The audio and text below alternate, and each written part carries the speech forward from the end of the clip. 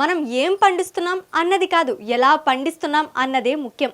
లీటర్లకు లీటర్లు రసాయనాలను పరిమితికి మించి కుమ్మరిస్తూ సాగును సమస్యాత్మకంగా మారుస్తున్న రోజులివి. ఇలాంటి పరిస్థితుల్లోనూ ప్రకృతిని నమ్ముకుంటే సాధించినది ఏదీ లేదని ప్రయోగాల సాగుకు పెద్దపీట వేశారు ఈ రైతు.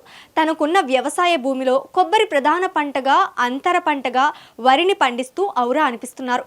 ఎలాంటి రసాయనాలు ఉపయోగించకుండా కేవలం ఆవు పేడ, పంచకం ఎరువుగా ఉపయోగించి అద్భుతమైన ఫలితాలు సాధించారు. ఇంతకీ కొబ్బరిలో వరి సాగు చేయాలన్న ఆలోచన ఆ రైతుకు ఎలా వచ్చింది? దాన్ని ఏ విధంగా ఆచరణలో పెట్టారు? సాగు సమయంలో ఎదురైన సవాళ్ళేంటో తెలుసుకోవాలంటే జనగామ జిల్లా వెళ్లాల్సిందే. కేవలం కెమికల్స్తోనే కాకుండా సేంద్రియ పద్ధతుల్లో కూడా వ్యవసాయాన్ని ఎలా లాభసాటిగా మార్చాలో జనగామ జిల్లా బచ్చన్నపేట మండలం ఇటకాలపల్లి గ్రామానికి చెందిన రైతు స్వయంగా చేసి చూపించారు.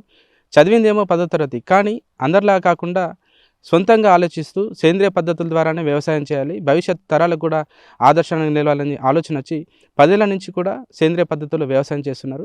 అసలు ఆ రైతు ఎవరు, ఆ రైతుకు ఆ ఆలోచన ఎలా వచ్చింది, వచ్చిన వెంటనే అతను ఎలా అమలుపరిచాడో తెలుసుకునే ప్రయత్నం చేద్దాం. నా పేరు ఒగ్గు సిద్ధులు, జనగామ జిల్లా బచ్చన్నపేట మండల్, గ్రామం ఇటకాలపల్లి. నేను గత 10 సంవత్సరాల నుండి గో ఆధారిత వ్యవసాయం చేస్తున్నాను.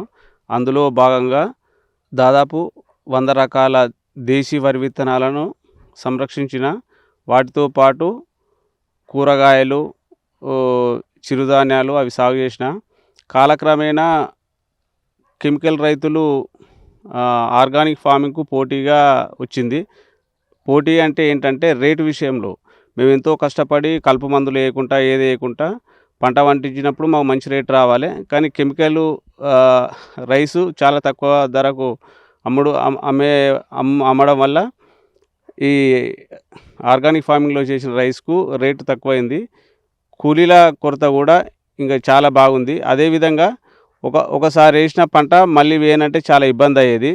ఇప్పుడు ప్రస్తుతం అయితే మనం గత 6 సంవత్సరాల నుంచి మైసూరు మల్లిక అనే దేశీ రకాన్ని వరి సాగు చేస్తున్నా. ఇది చిన్న పిల్లలకు, అంటే ఎదిగే పిల్లలకు పౌష్టికాహారం. మనం హార్లిక్స్, బోర్నవిటా అలాంటివి ఇస్తాము, కానీ ఈ మైసూరు మల్లిక అనే దేశీ బియ్యంతో చిన్న పిల్లలకు పెడితే అందే విటమిన్స్ కానీ మినరల్స్ కానీ ఇందులో ఉన్నాయి. నేను గో ఆధారిత వ్యవసాయం చేయడానికి ఒక కారణం ఉందండి. నాకు 2005 సంవత్సరంలో కంటి అద్దాలు వచ్చినాయి. తర్వాత రాను 2014 సంవత్సరం వచ్చేసరికి కంటి చూపు మొత్తం పోయింది. దవాఖానా చూపించినా కూడా వాళ్ళు చెప్పిన విషయం ఏంటంటే నీ కంటి చూపు దాదాపు మొత్తం పోతుందని చెప్పారు. దాని తర్వాత నా అన్వేషణ మొదలుపెట్టిన, ఏం చేయాలి, నా కంటి చూపు ఎట్లయితే బాగా అవుతుంది అనే దాని గురించి వెతుకుతున్న సమయంలో శ్రీ సుభాష్ పాలేకర్ గారి వ్యవసాయ విధానం నేను తెలుసుకొని గో ఆధారిత వ్యవసాయంలో పండించిన ఉత్పత్తులు తినడం వల్ల 1 సంవత్సరం లోపే నా కంటి చూపు పోతుందన్న నా కంటి చూపు తిరిగి మెరుగైంది. ఈ క్రమంలో నేను 100 రకాల వరి సాగులు చేసినప్పుడు ఒక చిన్న ఆటుపోట్లు వచ్చినాయి. రైతు కూలీలు దొరకకపోవడం కానీ, మన పంట అమ్ముకునే విషయంలో కూడా కొన్ని ఇబ్బందులు వచ్చినాయి.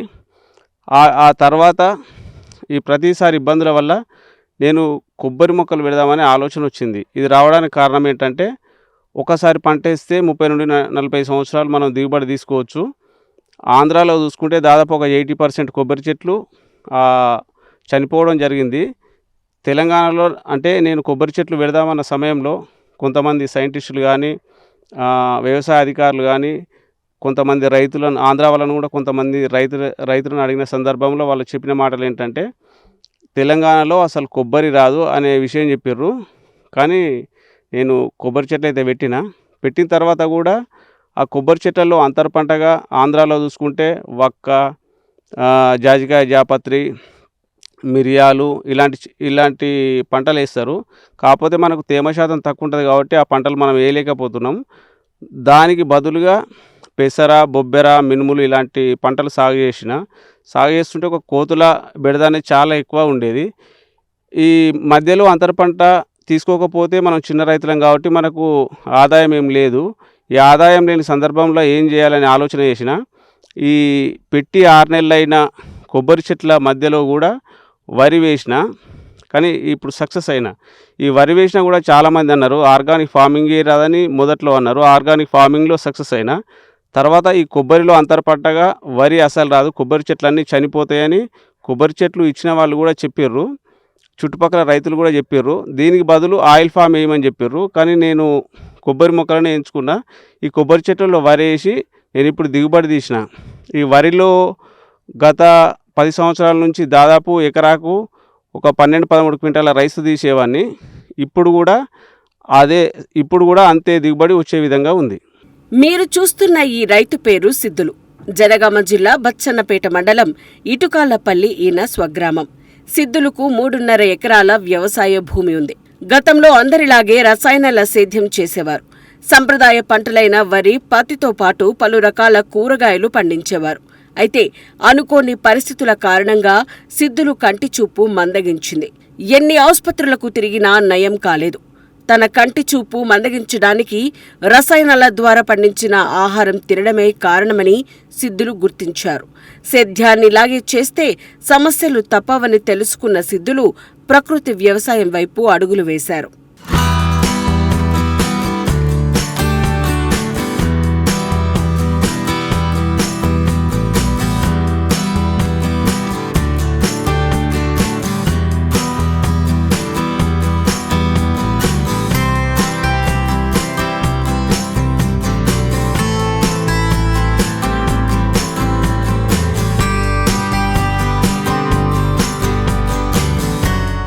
ప్రకృతి వ్యవసాయం చేస్తావా అంటూ మొదట్లో చాలా మంది అవహేళన చేశారు.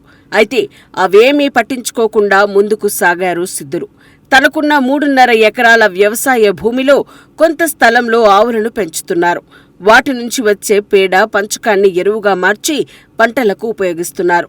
మొదటి దిగుబడి ఆశించిన మేరకు రాలేదు. అయినా నిరాశ చెందకుండా పట్టు వదలని విక్రమార్కుడిలా ముందుకు సాగారు. మనం చేస్తున్న ప్రకృతి వ్యవసాయం మరికొంతమందికి ఆదర్శంగా నిలవాలన్న సంకల్పం సిద్ధులుది. అదే ఆయన్ని ఇప్పుడు విజయాల వైపు నడిపిస్తోంది. ఎక్కడా రసాయనాలకు తావివ్వకుండా గత 10 ఏళ్లుగా తాను నమ్మిన బాటలోనే నడుస్తున్నారు ఈ సాగుదారు.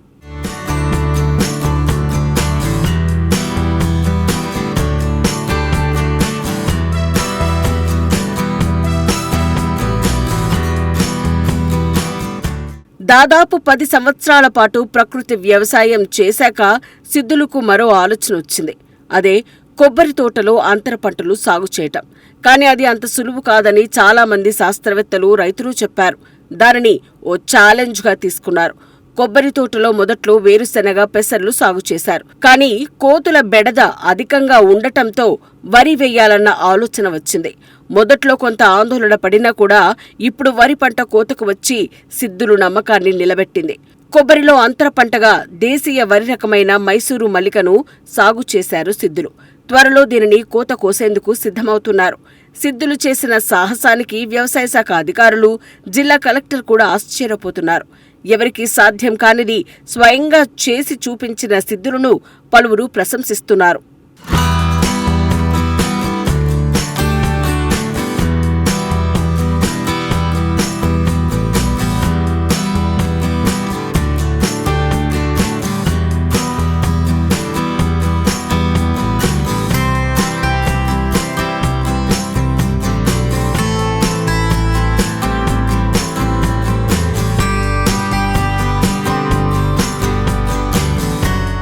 ప్రకృతి వ్యవసాయ పితామహుడు సుభాష్ పాలేకర్ సూచన మేరకు వరి సాగుకు ముందు పచ్చిరొట్టె సాగు చేశానని ఈ రైతు చెప్తున్నారు.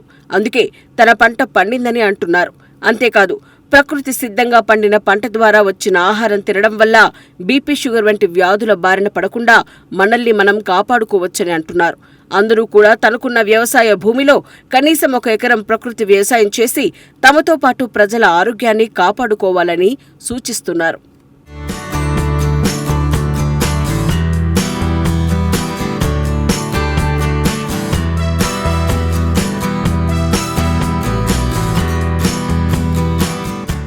చూసారు కదండి, కేవలం కెమికల్స్తోనే కాకుండా ఆర్గానిక్ పద్ధతిలో ఎలా వ్యవసాయం చేయాలి, మన ఆరోగ్యాన్ని ఎలా కాపాడుకోవాలో స్వయంగా సిద్ధులు అనే రైతు చేసి ఇప్పుడు అందరినీ ఆశ్చర్యపరుస్తున్నాడు.